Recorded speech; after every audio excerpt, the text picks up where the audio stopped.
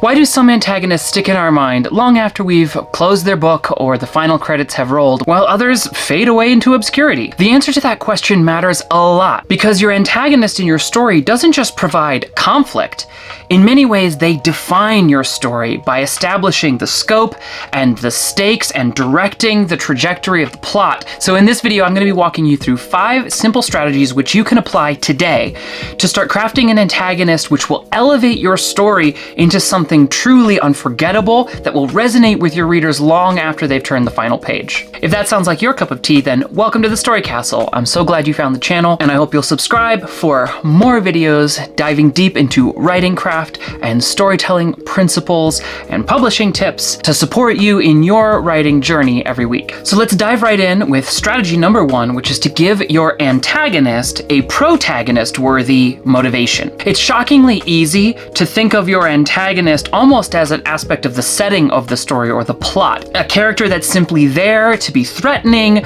or to provide conflict for your protagonist to respond to in various ways. But a truly unforgettable antagonist thinks of themselves in a way as the hero of their own story. They have a goal, they have something that they are trying to do, and the thing they're trying to do or achieve or accomplish not only makes sense to them, but ideally it should make sense to us as well. Now, we may not agree with it or accept it, but we should understand it, and we should understand why it matters to them as a character. Now, before we jump straight into the second strategy, I want to take a minute to emphasize that these strategies and principles are fully applicable and relevant and important for your story, regardless of what genre you're writing in. I don't want to give the impression that this only works for action or fantasy or stories that have a kind of villain character. I'm using the word antagonist intentionally because all of these principles apply to the character in your story that provides the primary source of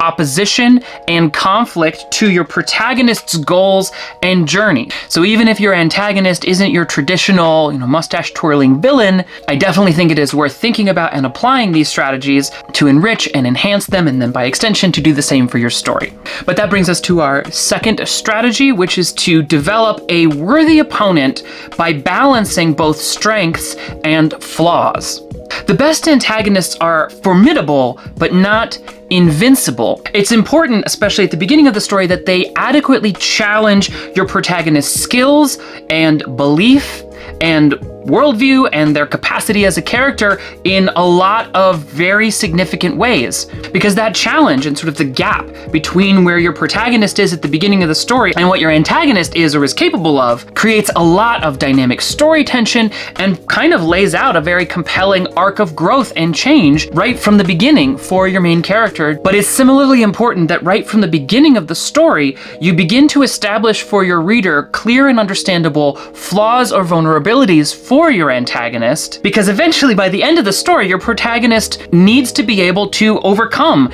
the challenge or the threat that the antagonist poses. And if you spend the whole story only emphasizing their strengths, then by the end, you're going to be forced to work your protagonist into a situation where they can overcome that threat in ways that maybe feel rushed or cheap or kind of plot armory, where they win because they needed to win in ways that can feel like a bit of a letdown. But the solution to this is simply to foreground some of those flaws or vulnerabilities throughout the story, whether that's hubris or an over-reliance on a certain approach, or whether that's a moral failing or a blind spot. Whatever shape those vulnerabilities take, begin to show them in action and reveal them throughout the story. Ideally, you want to have them be flaws or vulnerabilities that your protagonist is only truly able to exploit or engage with once they have fully grown through their own change arc and evolved as a character or realized the truth that they needed to come to become the character that at the end of the story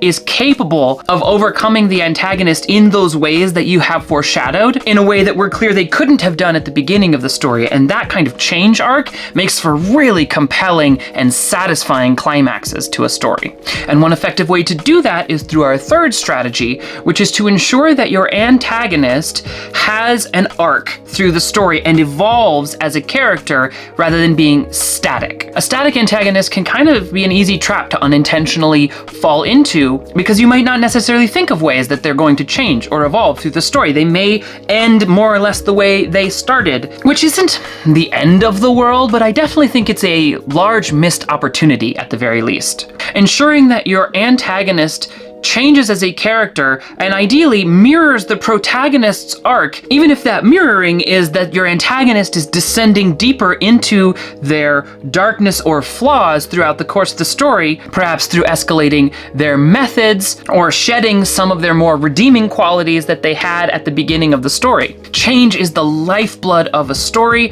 and it's a huge part of what keeps our readers connected and engaged with that ongoing sense of, wow, what's going to happen next? So ensuring that your antagonist is changing and evolving throughout the story just injects even more of that compelling catnip of change and movement and dynamic evolution into the arc of your story, giving your readers that much more to sink their teeth into. And one specific way that you can work at this is by implementing strategy number 4, which is to ensure that your protagonist stays active and involved throughout the entire course of the story. Once you've established your story and kicked things off in the first act by running your protagonist through the inciting incident that gets them hooked into the story, it's surprisingly easy for your antagonist to kind of fade into the background. And while it's true that your story's spotlight should primarily be on your protagonist as they take actions and evolve as a character through the experiences they go through, the more you can ensure that your antagonist keeps showing up to continually reinforce what's at stake in the story and to raise the stakes through their proactive choices and decisions and the things they do as an active character, the more energy and dynamic conflict you'll be introducing to your story. So as you're reviewing your plot and your scenes, look for any and all opportunities you can think of to connect your antagonist to what is going on by making their choices and proactive decisions the source of the problems or the conflicts. Anytime you see a situation where your protagonist is responding to a challenge or an obstacle, take a moment and think about whether or not, with a few changes, that obstacle or threat or challenge that they're dealing with could in some way be actually prompted by or related to your antagonist in their choices. Your antagonist as a character should continue to feel like an active character with agency and drive, ideally as they're going about pursuing that compelling motivation that we talked about in the first strategy. And that is a really effective way to keep them connected to the story, to keep the story itself moving forward, and to constantly throw curveballs and surprises and challenges and obstacles into the path of your protagonist and the other characters, which just heightens the stakes and the level of engagement and investment and attachment for your readers as they continually see the ways that your antagonist keeps remixing the chessboard, so to speak, and keeps the story moving ahead. But for as important as all of the strategies we've covered are and the ways that they connect and support each other,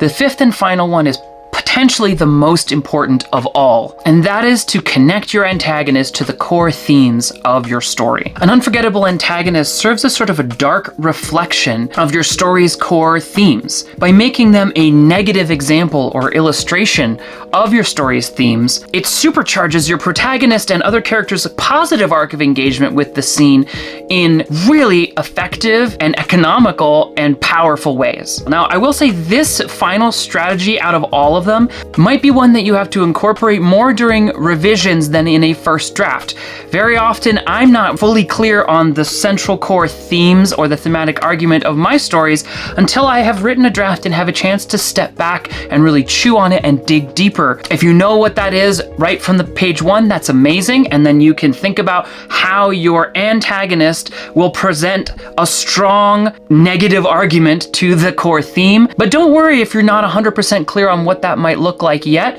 Write your story, focus on the first 4 strategies to already enrich and enliven your antagonist, and if you've given them a compelling motivation and you've kept them proactive and engaged in the story and you make sure that they evolve and grow throughout the course of the story, then as you become clearer about what your story's core theme is, I think you'll only be one small step away from continuing to emphasize and deepen the connection that your antagonist has to that core theme, so that especially in the climax of the story, it is paid off with powerful effect. In order to help you apply these 5 strategies that we've talked about in this video, I've created a worksheet which you can use to flesh out your specific antagonist for your specific story, because I'm a firm believer in taking steps to actually apply what we learn so that it goes from head knowledge to actual practical outcomes and effects on our stories. And you can grab that worksheet for free from my website by checking out the link in the description or in the pinned